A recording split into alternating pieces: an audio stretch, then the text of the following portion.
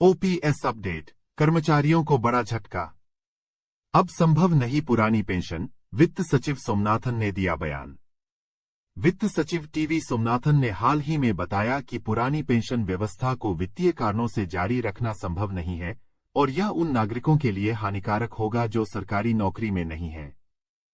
इसके अलावा उन्होंने नई पेंशन प्रणाली एनपीएस के संदर्भ में राज्य सरकारों और कर्मचारी संगठनों के साथ की गई प्रगतिशील चर्चाओं का भी उल्लेख किया। सोमनाथन ने बताया कि एनपीएस पर बनी समिति का काम अभी पूरा नहीं हुआ है। समिति कर्मचारियों की चिंताओं को ध्यान में रखते हुए विभिन्न मुद्दों पर विचार कर रही है। इनमें शामिल है पेंशन की स्थिरता। कर्मचारी चाहते हैं कि पेंशन का एक निश्चित हिस्सा सुनिश्चित हो ताकि शेयर बाजार के उतार चढ़ाव का असर न हो। महंगाई भत्ता, सेवानिवृत्ति के बाद मिलने वाली पेंशन में महंगाई से निपटने के लिए डीए जैसी व्यवस्था की मांग की जा रही है। न्यूनतम पेंशन, 30 साल की सेवा पूरी न करने वाले कर्मचारियों के लिए न्यूनतम पेंशन की व्यवस्था की जरूरत है। रोजगार सृजन और कौशल विकास। वित्त सचिव ने बताया कि सरकार रोजगार सृजन और कौशल विकास के लिए कई महत्वपूर्ण कदम उठा रही है।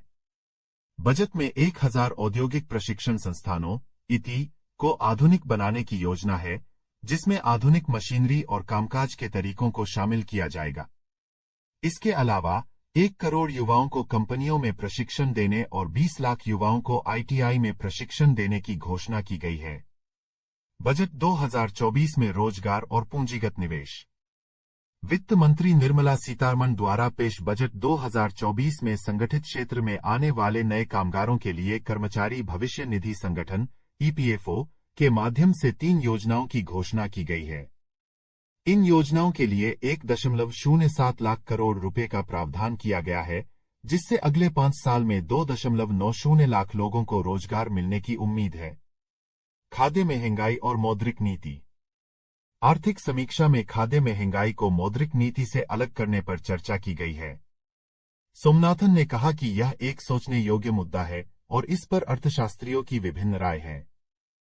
खाद्य पदार्थों की ऊंची कीमतें प्रायः आपूर्ति की समस्या के कारण होती हैं, इसलिए महंगाई का लक्ष्य तय करने पर विचार किया जाना चाहिए। वित्त सचिव टीवी सोमनाथन ने बजट 2024 में पुरानी पेंशन व्यवस्था की वित्तीय अक्षमता को स्पष्ट करते हुए एनपीएस में सुधार की योजना प्रस्तुत की है। साथ ही रोजगार सृजन और कौशल विकास पर जोर दिया गया है, जो देश की युवा पीढ़ी के लिए महत्वपूर्ण साबित होगा। इस बजट में विकसित भारत के लिए रोजगार सृजन, पूंजीगत निवेश और उच्च प्रौद्योगिकी में आत्मनिर्भरता की दिशा में कदम उठाए गए हैं। साथ ही सरकार और ईपीएफओ पर उठ रहे सवाल, ईपीएस घाटे में, जाने कब होगी न्यूनतम पेंशन बढ़ोतरी की मांग पूरी। भारत में ईपीएस 95 पेंशन योजना के अंतर्गत न्यूनतम पेंशन बढ़ाने की मांग लगातार चर्चा में है। प्रधानमंत्री नरेंद्र मोदी और कर्मचारी भविष्य निधि संगठन ईपीएफओ पर उठते सवालों के बीच पेंशनभोगियों की ओर से निरंतर आवाज उठाई जा रही है। रामकृष्ण पिल्लई का हालिया पोस्ट, जिसमें उन्होंने मोदी सरकार का बचाव किया, ने इस विवाद में नई जटिलताएं जोड़ी हैं। रविंद्र कंदुकुरी के एक पोस्ट के जवाब में पिल्लई ने भगवत गीता का हवाला देते हुए कहा कि कर्म ही व्यक्ति को परिणाम देते हैं, ईश्वर नहीं। इसका अर्थ यह है कि अगर मोदी सरकार ने कोई गलती की है तो उसके परिणाम स्वतः ही सामने आएंगे। ईपीएस के तहत निजी क्षेत्र की नौकरियों की अनिश्चितता को देखते हुए सरकार ने पेंशन की व्यवस्था की है, जहां कर्मचारी और नियोक्ता दोनों को बराबर योगदान करना पड़ता है। इस व्यवस्था का उद्देश्य बुढ़ापे में वित्तीय सुरक्षा प्रदान करना है, विशेष रूप से जब अधिकांश कर्मचारी अपने पीएफ को निकाल कर खर्च कर लेते हैं। कांग्रेस और भाजपा की पेंशन नीतियां। 1995 में कांग्रेस सरकार ने ईपीएस शुरू किया, जिसमें नियोक्ता के योगदान का एक हिस्सा पेंशन कोष में जाता था। 2014 में भाजपा सरकार ने न्यूनतम पेंशन 1000 रुपये से लागू किया, जिसे कांग्रेस लागू नहीं कर पाई थी। सुझाव और नीतिगत परिवर्तन। पेंशन योग्य वेतन और वेतन की सीमा में बदलाव की मांग की गई है। नियोक्ता का योगदान 8.33% से बढ़ाकर 10% करने और सरकारी अंशदान 1.16% से बढ़ाकर 2.00% करने की सिफारिश की गई है। चुनावी राजनीति। ईपीएस और उसके भविष्य पर चुनावी राजनीति का गहरा प्रभाव है। जीत और हार दोनों ही राजनीतिक पार्टियों की नीतियों में बदलाव लाते हैं। इस प्रक्रिया में पेंशनभोगियों की वास्तविक आवश्यकताओं को संतुलित करने का प्रयास जारी है। साथ ही केंद्रीय कर्मचारियों की हो सकती है बल्ले बल्ले। एनपीएस के तहत मिल सकता है पेंशन के रूप में अंतिम वेतन का 50%। जानिए पूरी खबर। केंद्रीय बजट 2024 में नरेंद्र मोदी की अगुवाई वाली एनडीए सरकार ने केंद्रीय सरकारी कर्मचारियों के लिए पेंशन सुधारों की दिशा में एक नई पहल की घोषणा की है। इस पहल के तहत राष्ट्रीय पेंशन प्रणाली एनपीएस के अंतर्गत नामांकित कर्मचारियों को उनके अंतिम वेतन का 50% पेंशन के रूप में मिलने की संभावना है। इस कदम को कर्मचारियों की लंबी अवधि की निवेश चिंताओं को दूर करने के उद्देश्य से उठाया गया है।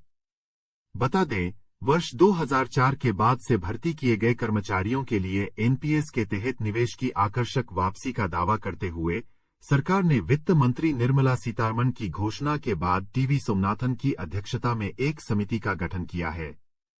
इस समिति का मुख्य कार्य पेंशन भुगतान सिस्टम की समीक्षा करना और उसे अधिक लाभकारी बनाने की संभावनाएं तलाशना है।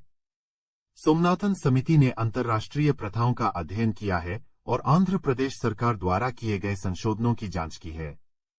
साथ ही निश्चित रिटर्न प्राप्त करने के परिणामों की गहन की जांच गए हैं। हालांकि केंद्र द्वारा 40 से 45% की गारंटी की संभावना है, फिर भी यह लंबे समय तक सेवा देने वाले कर्मचारियों की समस्याओं का संपूर्ण समाधान नहीं हो सकती।